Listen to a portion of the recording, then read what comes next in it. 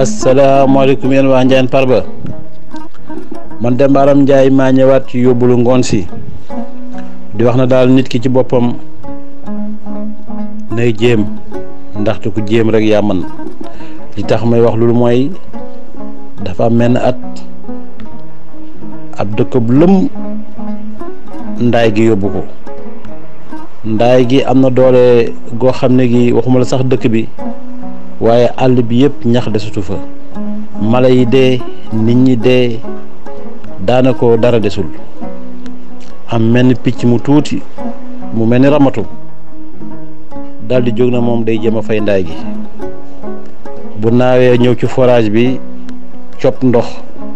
ñëw sànni ci ndaay gi di ko def ba yàgg beneen picc ramatu mel ni moom ñëw na ko yow daal la ñoo yàpp def nga na ndaay gi yow mën nga koo fay di dem ci forage bi di cop bi ni nga def lu mën naa fay ndaay gi loolu mënut a fay ndaay gi ramatu mi na ko bàyyil rek ma jéem di ko def ba ci kàttanal suñu borom ndaay gi fay ba ndaay gi fay beneen picc ramatu bi ñëw na ko dëgg de man yéem nga ma man de dafa woon naa ne nii nga tuutee nii ak li ngay cop lim ñàkk solo defoon naan du mën a fay ndaay gi waaye ndaay gi fay na mun ko man de dama doon jéem rek nga gis ne kon àddina nit ki fu mu mënti nekk na jéem ki jéem rek yaa man bul toog mukk di démissionné ci mbir lum tar lum métti lum jafe jéemal parce que ñi fi mën ñëpp ci àddina dañoo jéem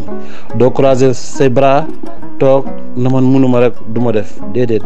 jéemal boo jéemee yàlla mën na la cee fekk si dimbale la ba li nga doon bébét yàlla sottal ko kon waa Ndiaye Parba li ma leen di xamal mooy yéen ñëpp fépp fu ngeen nekk bu leen dara tiital lu ngeen gis bëgg ko jéem leen ku jéem rek yaa man te am naa yaakaar ne yéen waa Ndiaye Parba ni ma leen xamee wallaay bu ngeen jéemee yàlla dafa leen sutura